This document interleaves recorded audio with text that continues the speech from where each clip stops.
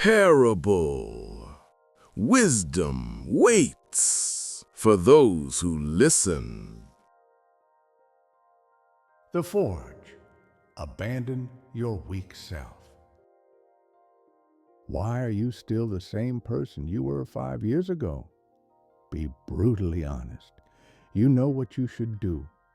You watched the videos, read the books, understood the lessons.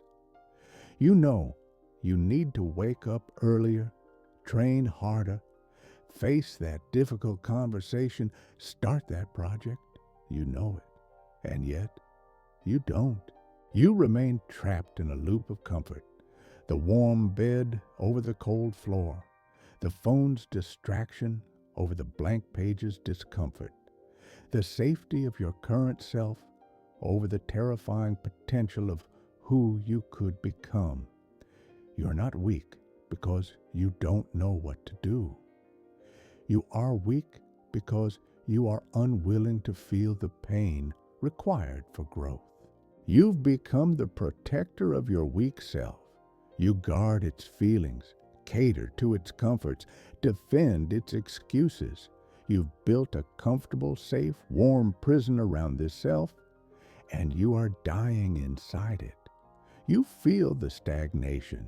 You feel the potential rotting. You want to change, but change requires fire. The Parable of the Forge. The young seeker came to the wise old man, his face a mask of deep frustration. "Master," he said, "I'm doing everything you taught me. I watch the storm and I'm not angry. I see the insult and I don't react. I'm calm. I'm in control, but I don't feel strong. I feel hollow, passive. My calmness feels like an empty room, not a fortress." The wise old man looked at the boy and smiled. "You've learned the first half of the lesson. You've learned how to shield your mind. You have not yet learned how to forge it." The old man stood. "Come with me, not to the river, not to the mountain. Today, we go to the forge." They walked to the village blacksmith shop. The air was not calm. It was violent, filled with the deafening clang of metal on metal, the roar of fire, and the hiss of steam. The seeker flinched with every hammer blow. The heat was immense. The blacksmith, a mountain of a man covered in soot and sweat, paid them no attention. He was focused. With long tongs, he reached into the heart of a roaring white-hot furnace and pulled out a single object, a dark, lumpy, useless piece of raw iron, glowing bright orange, screaming with heat. "This is you," the wise man whispered to the boy. "This is the weak self. It is raw potential, but in its current form, it is useless. It cannot cut, cannot build, cannot defend. It is just iron." The violence of creation. The blacksmith placed the glowing iron onto the massive anvil. He raised his heavy hammer high. The seeker tensed. What is he doing? The blacksmith brought the hammer down with a deafening clang. A violent explosion of sparks erupted. The iron seemed to scream. He struck again. Clang! And again. Clang! He was not tapping it, not gently shaping it. He was beating it, destroying its current form, violently hammering it, forcing it to change. The seeker watched, horrified. "He's hurting it! It's destructive!" "No," said the old man. "It is creation. You are just mistaking it for destruction." The blacksmith hammered the iron, its shape changing with every blow. It began to thin, to lengthen. But as he worked, the iron's glow faded. It cooled, turning dull, useless gray. The hammer blows, which once sent sparks flying, now made only a dull thud.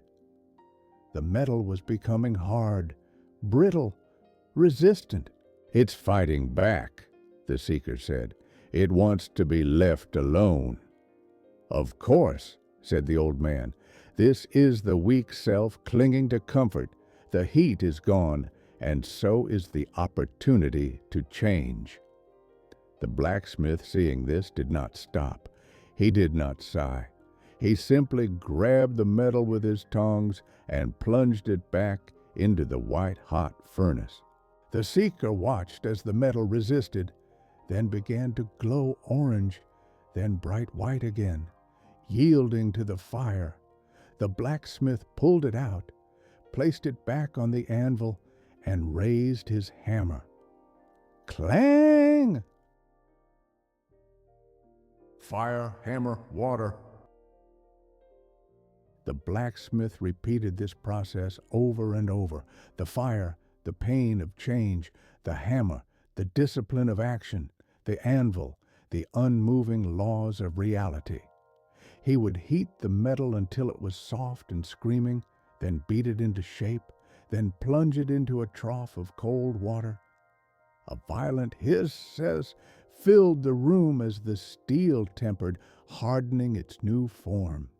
Fire, hammer, water, discomfort, action, recovery. This was not a gentle process. It was a battle. The iron did not want to become a sword. It wanted to remain a lump. It was the blacksmith's focused, relentless, violent effort that forced its transformation. Finally, after hours, the blacksmith stopped. What lay on the anvil was no longer a useless lump of iron. It was a sword, long, sharp, perfectly balanced, beautiful, strong, cold. The wise old man turned to the seeker. "You came to me feeling hollow. You felt like an empty room. This is a fortress." The seeker looked at the sword, then at the blacksmith. "But master, the fire, the hammer, it seemed so painful. I spend my days avoiding pain. I thought that was the goal." The old man shook his head. "You have confused peace with comfort. Peace is an internal state of strength. Comfort is an external state of ease. The weak self loves comfort, but the strong self, the forged self, must be built from discomfort." Seneca's Forge of the Soul. The great Stoic philosopher Seneca, who advised the emperor of Rome, knew this well. He did not see philosophy as comfortable armchair discussion. He called it the forge of the soul. Seneca said that true strength is not found in avoiding difficulty, but in seeking it out. He taught that a man who has never faced adversity is a tragic figure, because he has never been allowed to test his own strength. He is a sword that has never left its scabbard. You are that lump of iron. Your weak self is your current, comfortable, unformed state. It's the part of you that hits snooze, that avoids hard work, that chooses the easy path. And you spend every day protecting it, keeping it safe from the fire. But the fire, the discomfort, is the only tool that can change you. The gym? That is the fire. The difficult conversation? That is the fire. The rejection you risk by starting your project? That is the fire. The discipline to wake early? That is the fire. You are avoiding the very thing you need. You are afraid of the sound of the hammer on the anvil, because you think it is the sound of destruction. It is not. It is the sound of creation. Become the blacksmith. You cannot negotiate with your weak self. You cannot convince it to change. You cannot meditate it into becoming strong. You must abandon it. You must become the blacksmith.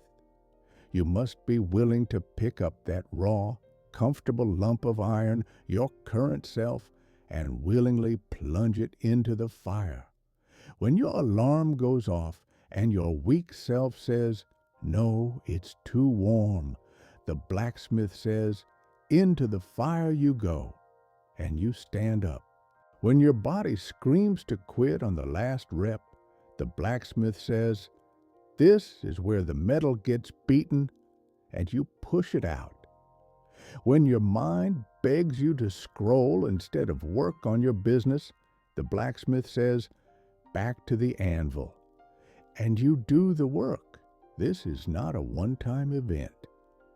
This is a process.